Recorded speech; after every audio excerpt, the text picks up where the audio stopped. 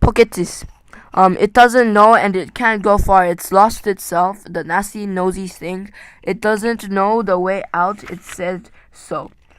It said so, yes, but it's tricksy. It doesn't say what it means. It won't say what it got in his pocketies. It knows a way in, but it must know a way out, yes. It's off to the back door, that is. The goblin Z's will catch it then. It can't get out that way, precious. Goblin Z's. Yes, but if it got the present, they will find it. Then they will find it out. What it does, we shan't ever be safe again. Never, Gollum. One of the goblin sees will put it on, and then no one will see him. He'll be there, but not seen. Not even our clever eyes will notice him. And he'll come creepsy and tricksy and catch us, Gollum. And then let's stop talking, precious, and make haste. If the baggings has gone that way, we must go quick and see. Go not far now. Make haste. With a spring, Gollum got up and started shambling off at a great pace. Bilbo hurried after him, still cautiously through his chief fear now was of tripping of another snag and falling with a noise. His head was in a whirl of hope and wonder. It seemed that the ring was a magic ring. It made you invisible. He had heard of such things, of course, in old tales, but it was hard to believe that he really had found one by accident. Still, there it was. Gollum was with his bright ears had passed him by only a yard to one side. On they went, Gollum flip-flopping ahead, hissing and cursing, Bilbo behind, going as softly as a hobbit can. Soon they came to places where Bilbo had noticed on the way. Down side passages opened the way, and that Gollum began at once to count them. One left, yes. One right, yes. Two right, yes. Two left, yes. And so on and on. As the count grew, he slowed down, and he began to get shaky and weepy, for he was leaving the water further and further behind, and he was getting afraid. Goblins might be about, and he had lost his ring. At last he stopped by a low opening on the left as they went up. 7 right, yes. 6 left, yes, he whispered. This is it. This is the way out to the back door, yes. Here's the passage. He peered in and shrank back, but we doesn't go in. Precious, no, we doesn't. Goblin seas down there. Lots of goblin seas. We smell them. What shall we do? Curse them and crush them? We must wait here, precious. Wait a bit and see. So they came to a dead stop. Gollum had brought Bilbo to the way out after all. But Bilbo could not get in. There was Gollum sitting, humping his up right in the opening, and his eye gleamed cold in his knees, as he swayed it from side to side between his knees. Bilbo crept away from the walls more quietly than a mouse, but Gollum stiffened at once and sniffed and his eyes went green. He hissed softly but menacingly. He could not see the hobbit, but now he was on the alert. He had other senses that the darkness had sharpened, hearing and smell. He seemed to be crouched right down with his flat hands splayed on the floor and his head thrust out, nose almost to the stone, though he was only a black shadow and a gleam of his own eyes. Bilbo could see or feel that he was tense as a bowstring gathered from a spring. Bilbo almost stopped breathing and went stiff himself. He was desperate. He must get away out of this horrible darkness while he had any strength left. He must fight. He must stab the full thing, put its eyes out, kill it. It meant to kill him. No, not a fair fight. He was invisible now, and Gollum had no sword. Gollum had not actually threatened to kill him or tried yet. And he was pretty miserable, alone, lost. A sudden understanding of pity mixed with horror welled up in Bilbo's heart. A glimpse of endless unmarked days without light or hope or betterment, hard stone-cold fish sneaking and whispering. All these thoughts passed in a flash of a second. He trembled, and then quite suddenly, in another flash, as he lifted by new strength and resolve, he leaped. No great leap for a man, but a leap in the dark.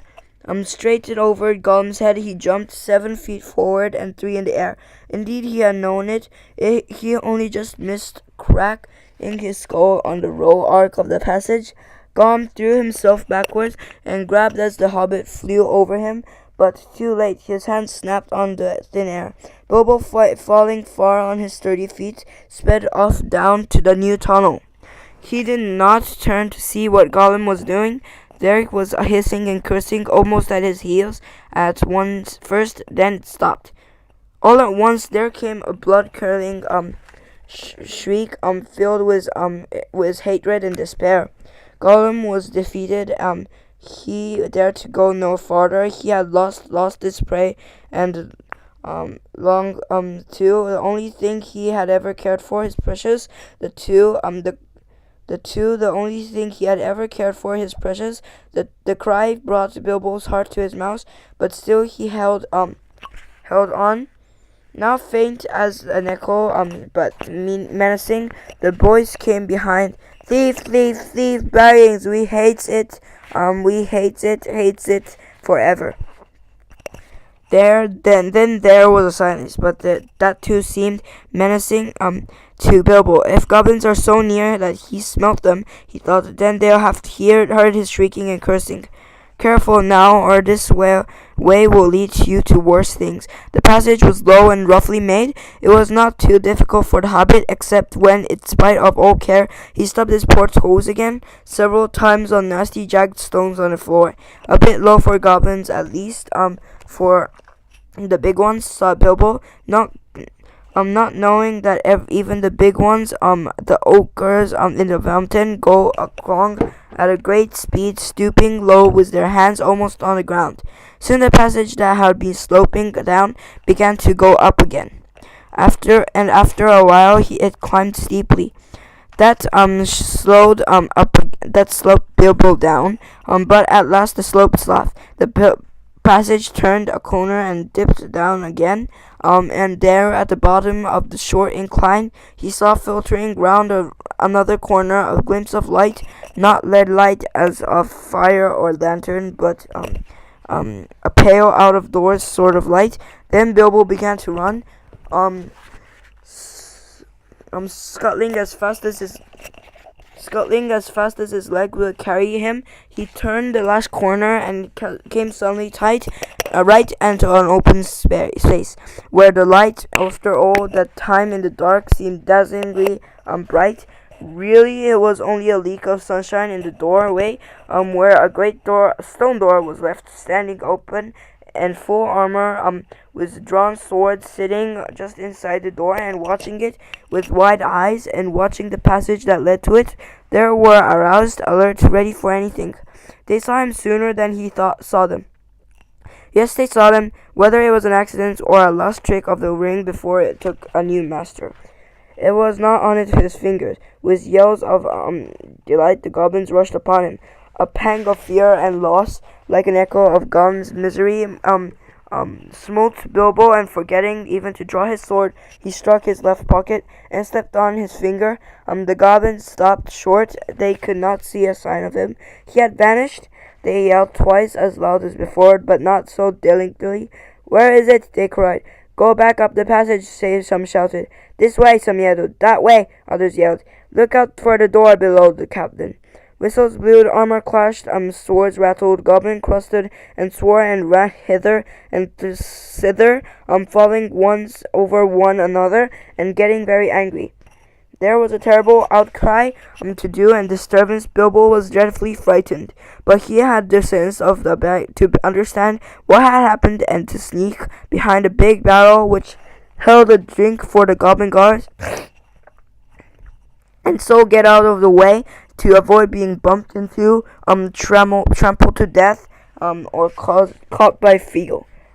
I must get to the door. I must get to the door, he kept on saying to himself, but it was a long time before he ventured to try.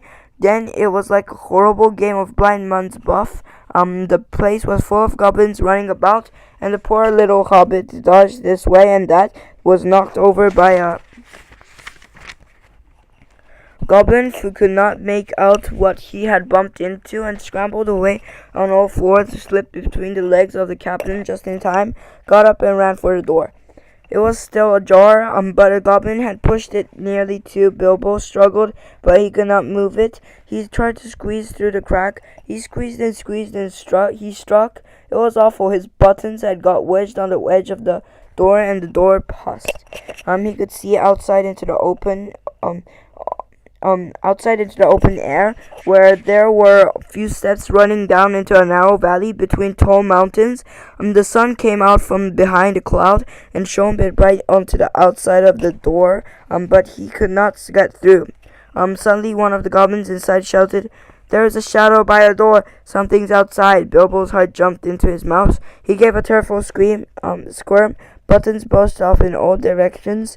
He was through with a torn coat and waistcoat, leaping down the steps like a goat, while bewildering goblins were still picking up his nice breast buttons on the doorstep.